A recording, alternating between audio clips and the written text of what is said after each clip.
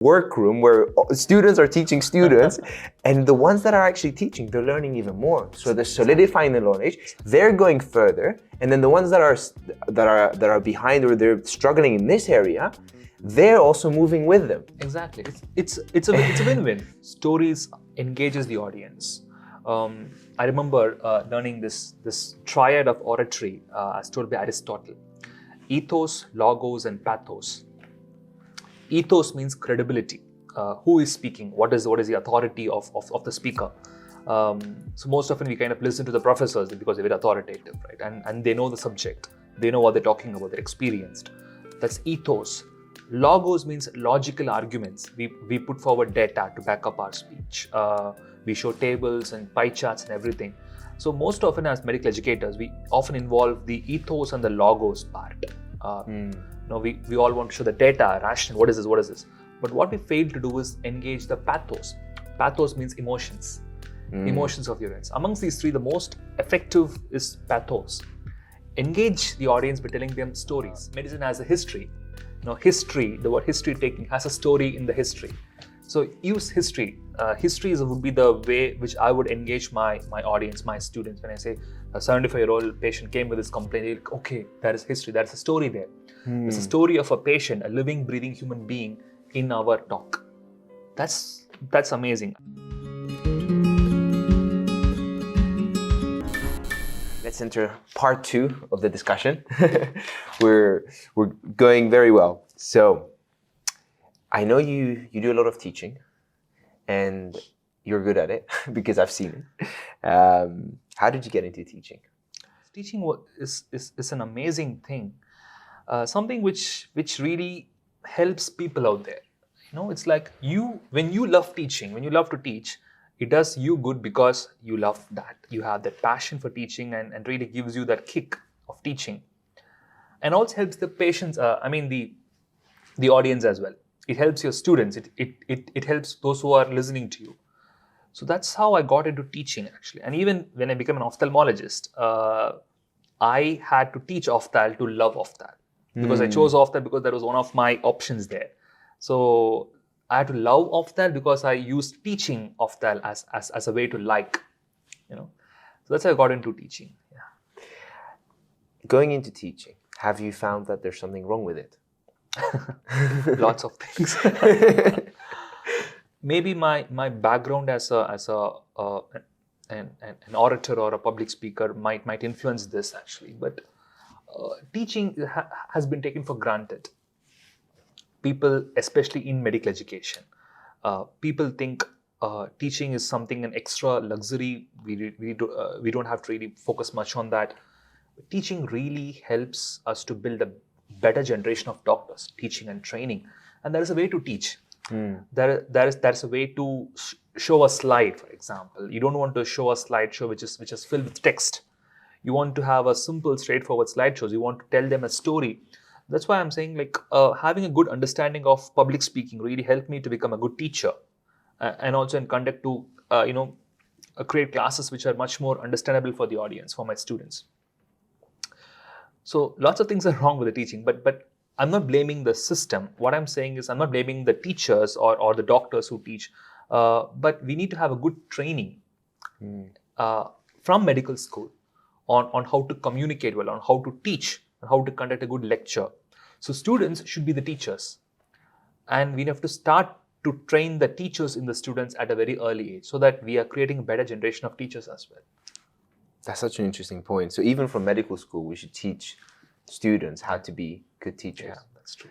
From my experience in my medical school, and I found that to be true. Like a lot of our lectures were very boring. That's why they had very low attendance. Most people, including myself, learn better from YouTube, which I know it's a platform that you use to teach, and from other online resources such as PassMed. And it's fascinating to see that I'm going to medical school, but I'm learning my medicine from online. I'm learning it from other resources, not from the resources that my medical school gives me, which is sad. But it also shows that teaching has to be updated. We have to like step up. We've remained at the PowerPoint thing that you said, but it doesn't engage. It doesn't say a story. And the thing that you mentioned with stories is nice to delve into, because I think as people, that's how we learn. Generations over generations, we've told stories and stories, and like going into the most the documents which have remained, the oldest written documents. I think Gilgamesh, is one of one, and we have the Old Testament as well, which is basically a bunch of stories that have been told over generations, and that's why we remember them, because they're stories. Exactly. Exactly. You're absolutely right, because stories engages the audience. I remember learning this triad of oratory as told by Aristotle: ethos, logos, and pathos. Ethos means credibility. Who is speaking? What is the authority of the speaker? So most often we kind of listen to the professors because they're very authoritative, right? And they know the subject. They know what they're talking about. They're experienced. That's ethos. Logos means logical arguments. We put forward data to back up our speech. We show tables and pie charts and everything. So most often as medical educators, we often involve the ethos and the logos part. We all want to show the data, rational, what is this? But what we fail to do is engage the pathos. Pathos means emotions. Emotions of the audience. Amongst these three, the most effective is pathos. Engage the audience by telling them stories, vividly engaging stories. That really captivates the attention of the audience, right? And fortunately, medicine has a history. History, the word history taking has a story in the history. So use history. History would be the way which I would engage my audience, my students. When I say a 75-year-old patient came with this complaint, like, okay, that is history. That's a story there. There's a story of a patient, a living, breathing human being in our talk. That's amazing. I mean, we can talk for hours regarding on how to teach and how we should teach.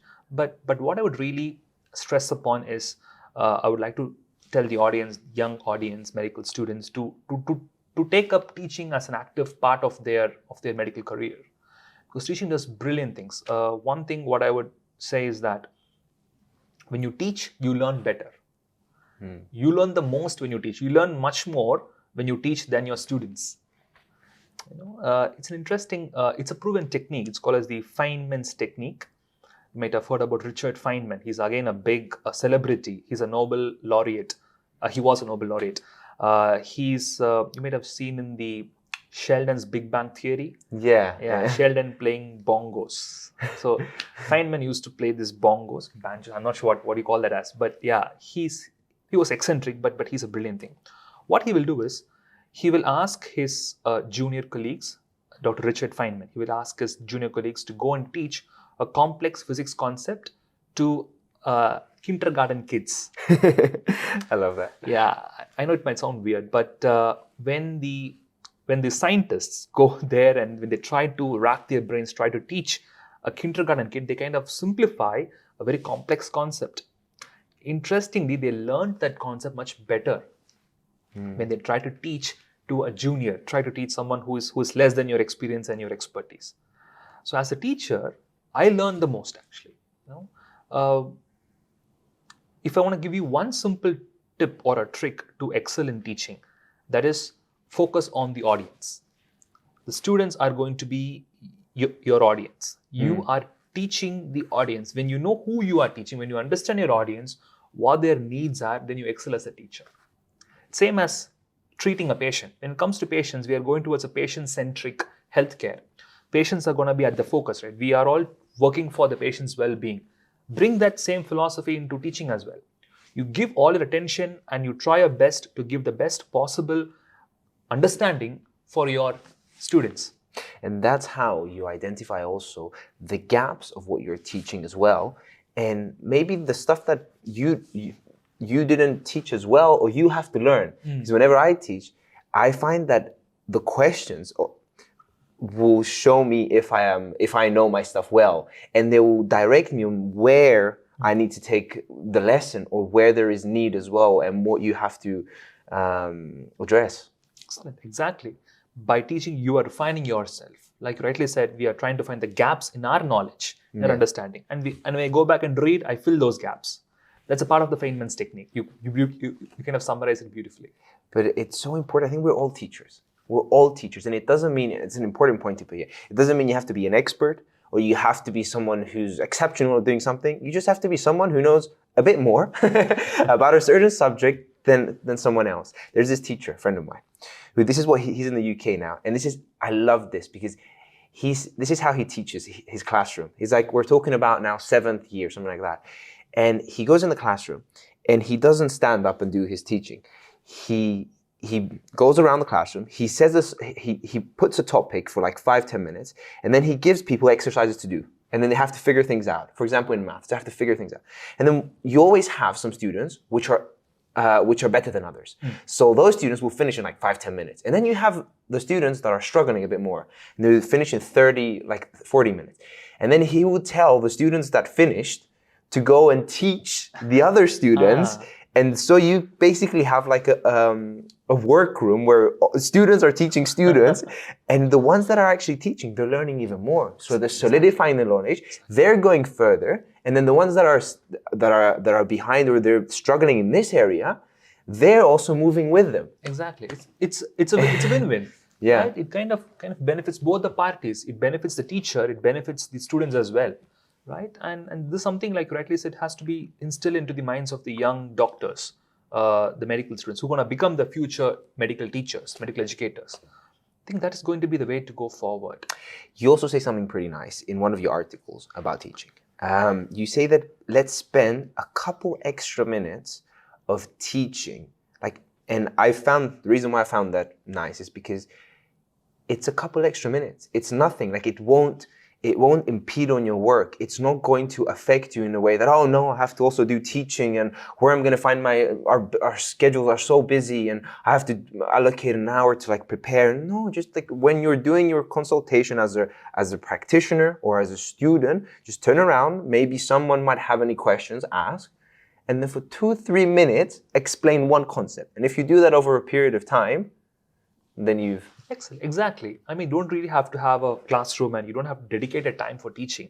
Teaching can be a part of your consult, can be a part of your practice actually. You can even teach your patients. See, you don't have students with you. That's okay. You are always a teacher. When you have the teacher's mindset, you can teach your patients. They'll be very grateful to you.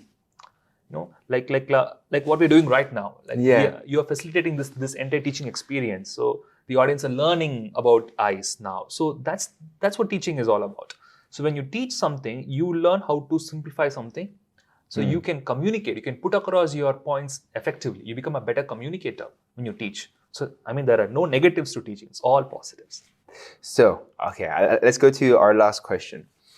What does the future entail with teaching in healthcare? And then also maybe research-wise, I don't know, it's up to go for it. Take the question wherever you want. For me, teaching is something which is quite an integral part of my life, I feel. There's something philosophy called as Ikigai. Ikigai is a Japanese philosophy, which means that it's going to be like an intersection of things. Intersection of the purpose. It's about finding the purpose of your life. So it kind of combines what you are good at. What the world needs, what you love, and what you can be paid for. That's important as well. That's important actually. It should be economic, it should be monetized. So it's an intersection of everything. So what the world needs, what you're good at, what you love, and what you can be paid for. For me, teaching is my Ikigai. I'm very happy and I'm very fortunate to be in this place at Moorfields Eye Hospital, and I'm doing teaching as a big part of my job and responsibility, and I'm getting paid for that. So I'm in the happiest place right now. So I would suggest the audience to find their Ikigai. That's going to be the way to go about it. Even if teaching is not a Ikigai, medical students can find something. Could be a research, could be innovation. That can be their Ikigai. So coming to me, I think I would really love to pursue medical education on a much more wide scale. I really want to research into medical education and see what really works, what is not working.